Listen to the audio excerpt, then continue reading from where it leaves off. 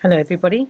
I wanted to do this extra podcast about the clay because I had already done a podcast about using clay internally and externally and how good it is to detox the body of toxins, and how as we get older, we just have more and more toxins in the body just because of living. It was really interesting because what I did was, after I'd done my little detox, which I started doing last week, I checked with my pendulum and all my chakras are going around the right way, and I'm like, oh, this is good. I started to do the detoxing. I had one or two bars and started to drink the clay internally. And then for some reason I thought, oh, I'll just check my chakras, and they're all going backwards, which always means to me as a healer, but when your chakras going backwards, they're usually releasing. So I knew that energetically the clay was actually not only making effect on the aura, it was also doing the body, of course, but the aura was vibrationally being affected. The idea with the clay is it's working on the body and the clay, positive and negative charges. Then I went and decided I'd have a little look at all the organs. So I went to the stomach and the esophagus, the liver, the kidneys, the bladder, etc., and asked what they looked like physically. And every single one of them was going backwards energetically, which means it was cleaning out all those organs. So it was like, for me, it was a validation that on an energetic level, the clay really works, because we get told all these things to do and make this and do that, but it's really important that these things actually work, not only because we're spending time doing it, but also because we are also investing money to buy the products, and we want to make sure they work. So if you want to do a vibrational cleanse as well as the physical one, know that you can use clay because it works on two levels, as I've just found out. I also asked how toxic my body was at the beginning with the pendulum and kinesiology, and I'm noticing the toxicity of my body's going down as it's releasing. I also went to each organ and asked how toxic each organ was at the beginning, and now I'm noticing the toxicity is going down in all the different organs. I feel that it's important to do the clay if you're wanting to detox yourself.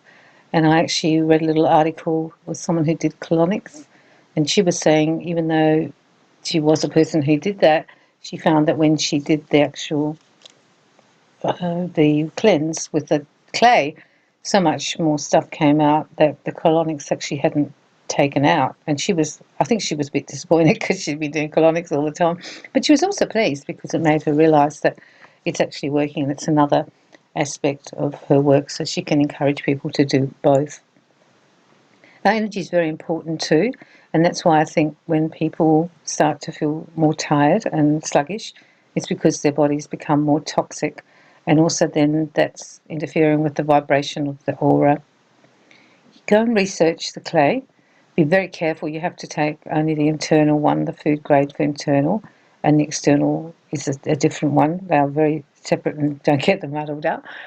And the other thing is, I would go easy.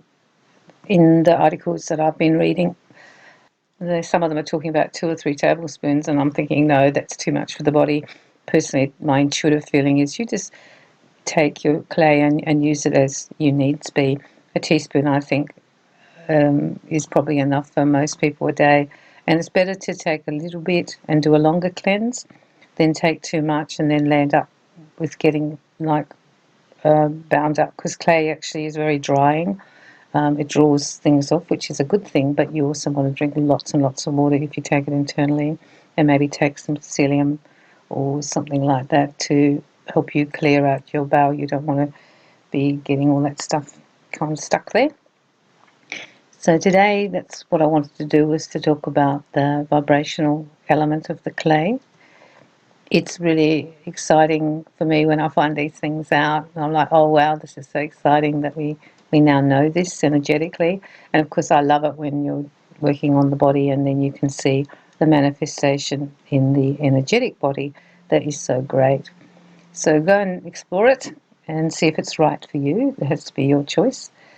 I found that it was a double whammy for me this week, because I got two things, not only the body cleanse, but then I also saw the vibrational cleanse and the chakras and all the organs all clearing out. And I'm going to track it in the next 3 weeks, because I'll do it for 2 or 3 weeks and then have a break. and then intuitively do it again when Spirit tell me.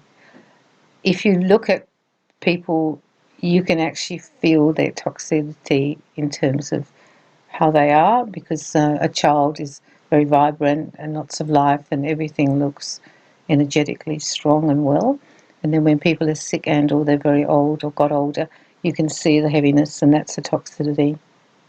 Edgar Cayce, who was a famous healer and psychic worker who used to go into trance, he talked a lot about toxicity and that we actually die of toxemia, that we actually self-poison in a sense. We can't help it, of course, because we're getting older, but if we can keep clearing out and making our body more alkaline and also less free of toxins, and then clearing out the toxins, then our body will actually be able to last longer and will be less likely to get illness.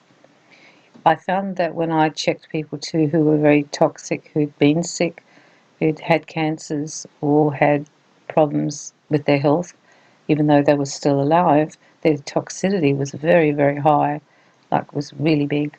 And it made me realise that as the toxicity grows and gets bigger, then we're going to have trouble with the aura as well. The organs were very interesting too, because anyone who drinks a lot, I noticed their liver was very toxic, and the gallbladder was a little affected, but mostly the liver. And people who obviously had stomach problems, there's toxicity in the stomach and the spleen, the bowel. Everywhere I looked where someone had a problem and asked how toxic it was there, it was really big. So you can use that knowledge of other people to help them, to maybe do the packs on their knee. If they've got a sore knee, it's probably toxic there. If they've got trouble with the liver, they could put a pack on their liver, on the outside, and then take it internally. Good luck looking at all of this. I think you'll find it really interesting. I found it really, really interesting. And it's something new that you can do to help yourself. And I'd like to hear from you if you get any good results, because I think you're going to start to feel better and lighter. And to know that we're doing it physically, but we're also doing it energetically, is just great. So I'm sending you lots of love and lots of light.